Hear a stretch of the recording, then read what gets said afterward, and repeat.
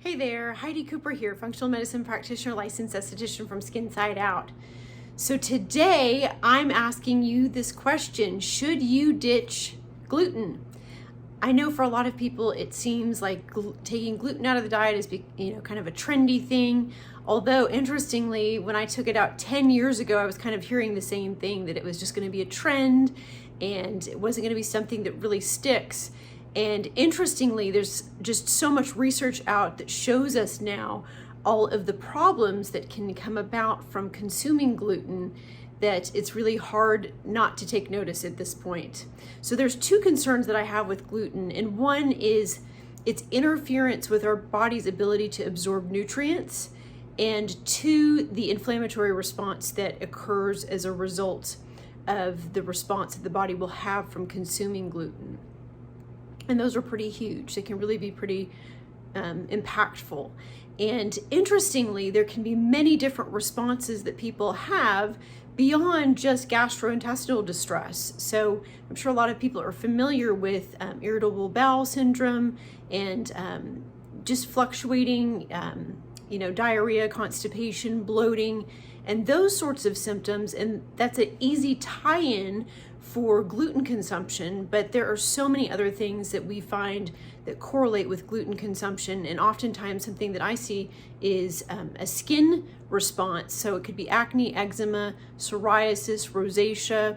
That might be the only symptom that someone has as a result of gluten intake on a regular basis.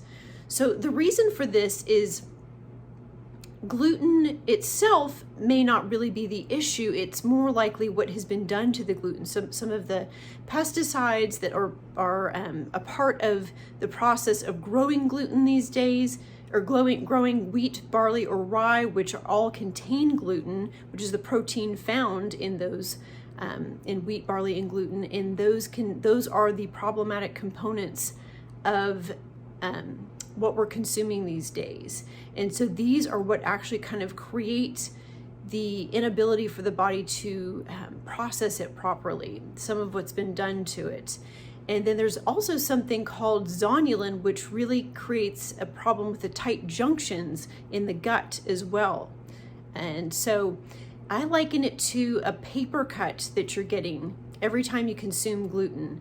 And so it's actually not even the paper cut that's the problem, it's the body's response to the paper cut every time you consume gluten. So it's really not something that's good for anyone to be consuming, but particularly if you have a compromised system or have a history of autoimmune, you're really in a compromised state.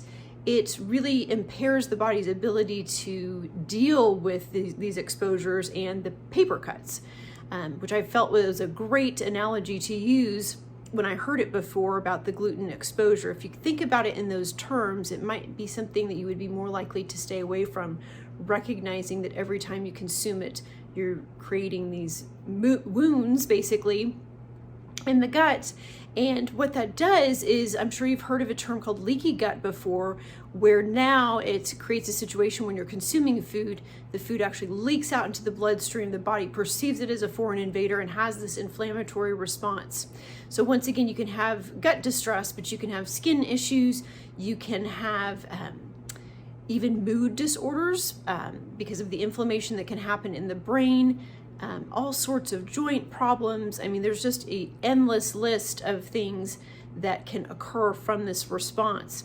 And I'll tell you, one of the things that I was just floored by when I took gluten out 10 years ago is how many different things it was affecting that I really had no idea were tied to the gluten consumption. And mind you, I wasn't even having that much in my diet. I may have only even had it a few times a week, but it was enough to keep that response going in the body, where it was creating inflammation and all sorts of issues that were related, even with mood and fatigue, skin issues, just the list goes on and on. I actually had a laryngeal reflux situation where I was getting laryngitis all the time.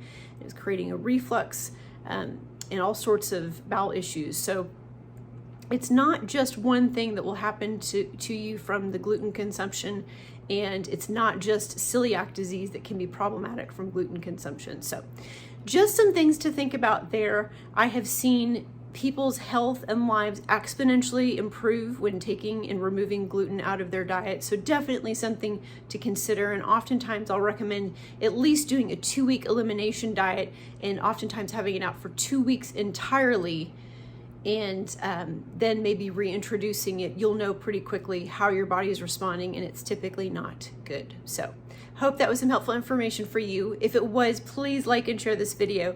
Health and happiness. Have a super fantastic day. Thanks so much.